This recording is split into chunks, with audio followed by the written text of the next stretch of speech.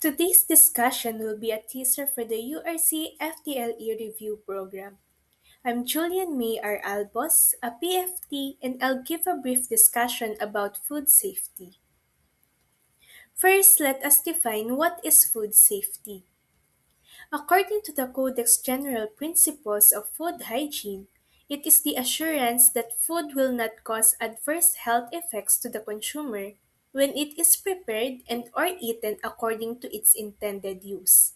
Adverse health effects include the infliction of illness and injury that can lead to hospitalization and death. Consumers' health are threatened by hazards. Generally, there are three types of hazards, and as a refresher, let us identify the type of hazard based on the definition and examples given. What type of hazard includes living organisms that render food unsafe for consumption? It includes bacteria, parasites, viruses, and prions. That's right, those are biological hazards.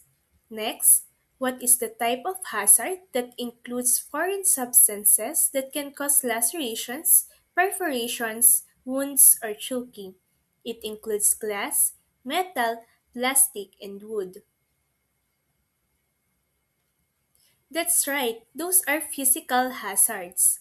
And lastly, what type of hazard includes substances that can be hazardous to humans when ingested beyond safe levels? It includes naturally occurring phycotoxins, mycotoxins, and allergen, intentionally added food additives, and unintentionally added heavy metals, pesticides, and veterinary drugs. That's right, those are chemical hazards. And these hazards can be prevented, eliminated, or reduced into acceptable levels through control measures. Among different control measures is the implementation of the Current Good Manufacturing Practices or CGMP. Now let us define what are CGMP. According to Administrative Order Number 153 Series of 2004, this ensure that products are consistently manufactured, packed, repacked, or held to a quality appropriate for intended use.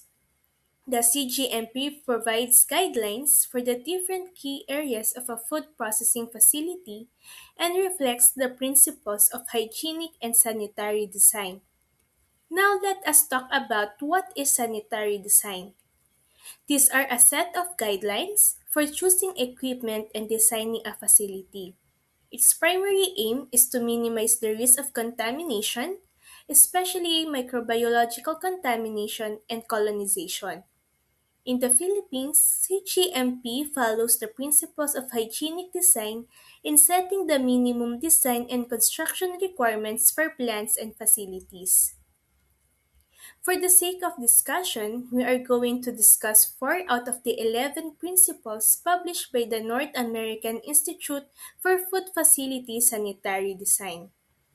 For the first principle, water accumulation must be controlled within the facility as water supports the growth of microorganisms. That's why floors must be designed to be waterproof and non-absorbent without crevices and must slope sufficiently towards water drains. Next, building envelope must facilitate sanitary conditions. All openings within the food facility plant must be enveloped to prevent the entry of pests. That's why windows must be fitted with insect-proof screens, which are easily movable for cleaning.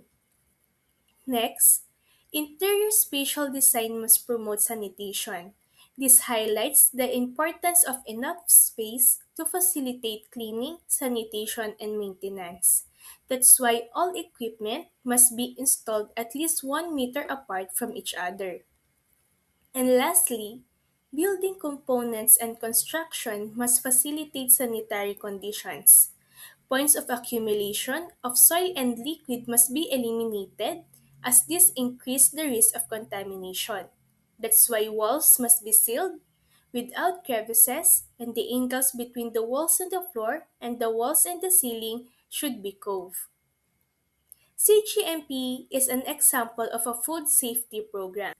Food safety programs are practices, conditions, and procedures that provide foundation for the implementation of food safety management system.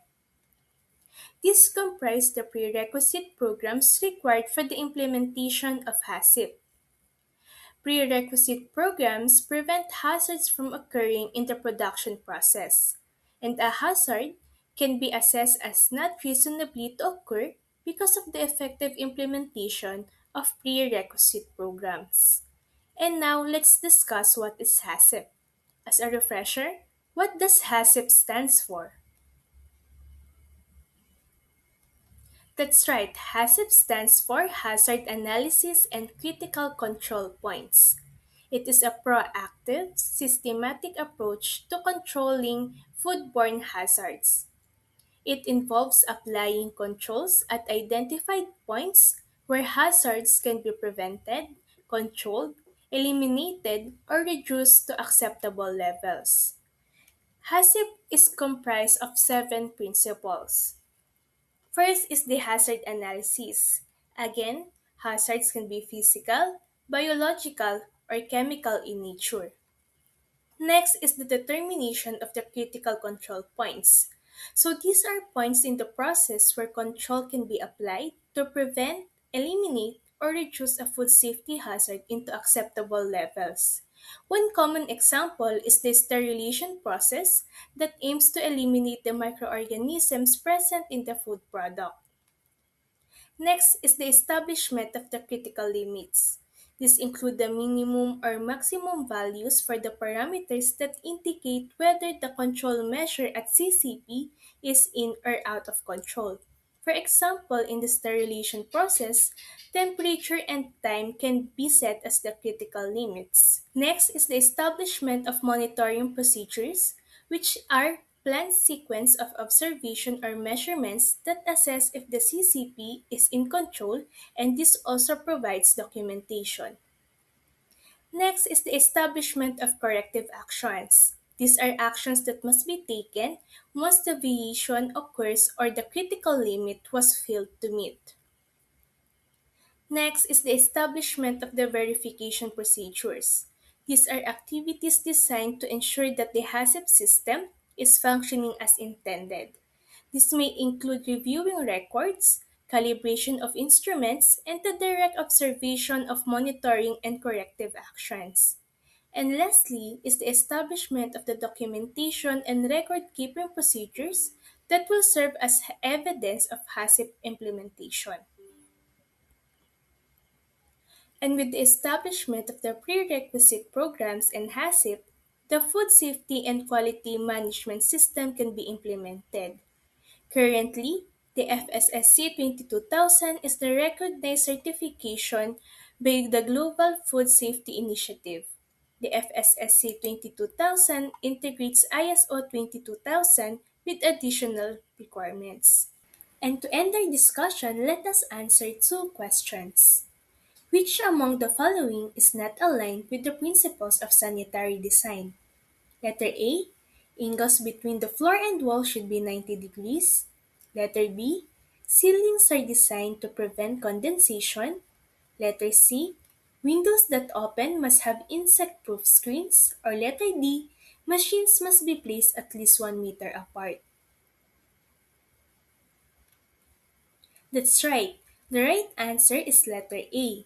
The angles between the floor and the wall should not be 90 degrees and should be coved to prevent the accumulation of soil and liquid.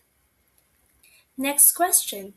Upon reading the temperature gauge, the quality assurance inspector discovered the sterilization temperature employed during the processing is below the standard processing temperature. Which among the parts of the HACCP they must immediately consult? A. Critical limit.